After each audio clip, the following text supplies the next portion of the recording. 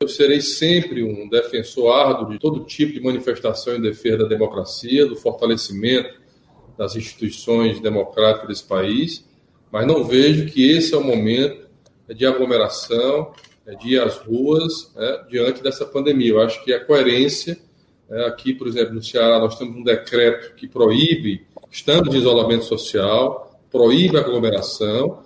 Portanto, eu acho que nesse momento é importante usar as redes sociais, usar esse tipo de mecanismo que nós estamos usando agora para fazer a defesa da democracia brasileira, mas não acredito e nem acho que esse é o momento para qualquer tipo de aglomeração, nesse momento, em qualquer parte do Brasil. Eu queria reforçar um pouco a questão do papel do governante, né?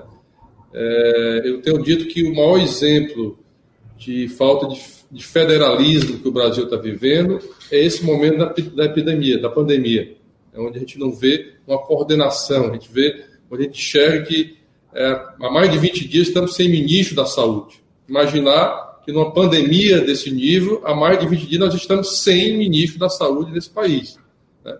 Então, o papel do governante, o candidato numa eleição, ele apresenta uma plataforma de propostas e de ideias, mas a partir do momento que ele é eleito, ele precisa ter claro que ele está governando para todos.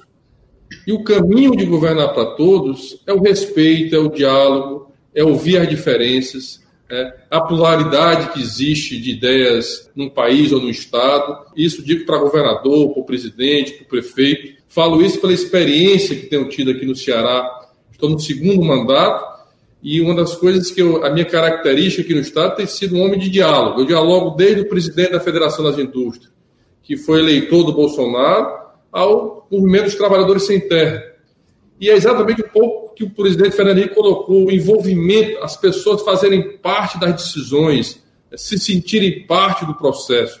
Aqui nós construímos vários pactos de diálogo, inclusive agora na pandemia. Eu criei um comitê com 28 instituições do Ministério Público Federal, Estadual, Academia, para discutir, dialogar decisões a serem tomadas e pactuadas com a sociedade. Isso é fundamental. Então, o que eu vejo que falta no Brasil é esse diálogo, né? Falta no Brasil o envolvimento das instituições, das pessoas, respeitar as ideias, né? Então, acho que esse é um ponto. O outro ponto é que também o presidente colocou, a democracia. Nós precisamos, acima de qualquer coisa, defender as instituições, fortalecer cada vez mais as instituições, mas defender a democracia que sirva a todos. Essa pandemia está sendo um exercício que está expondo feridas, cicatrizes do Brasil, cicatrizes de desigualdades enormes que existem, tremendas. O Brasil é um dos países mais desiguais do mundo, do planeta. Então, que essa pandemia também nos ensine a trilhar novos caminhos. Eu tenho colocado isso para os parlamentares do Ceará, debatido isso em outras oportunidades, com outros governadores.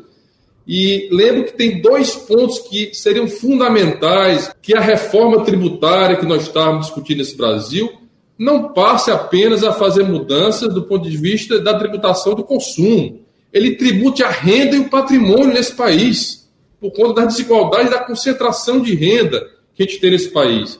Seria fundamental para novos passos, para fortalecer a democracia e os direitos do cidadão e da cidadã brasileira. E o segundo ponto é a renda mínima.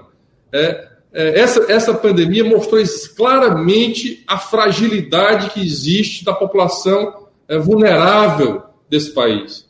Então, é fundamental que o Brasil garanta uma renda mínima para a população. Há uma desigualdade, inclusive, muito forte regionais. A gente imaginar, por exemplo, que mais de 50% da arrecadação do ICMS do Brasil está apenas em uma região, que é a região sudeste. Então, é fundamental, nesse momento, para fortalecer a democracia, para que a frase que o presidente Fernando Henrique colocou, democracia que sirva a população, é fundamental isso fortalece o processo democrático, que a gente possa, pós-pandemia, além do exercício e do esforço que será retomar a economia brasileira, mas não só retomar a economia, mas retomar, diminuindo as desigualdades desse país, que foram gritantemente expostas nesse momento de pandemia que nós vivemos no Brasil. né? A grande maioria das pessoas que estão morrendo nessa pandemia são pobres, grande maioria negros, né? E nós precisamos que isso sirva de exemplo para que a gente possa tomar decisões importantes pós-pandemia nesse momento, nesse país.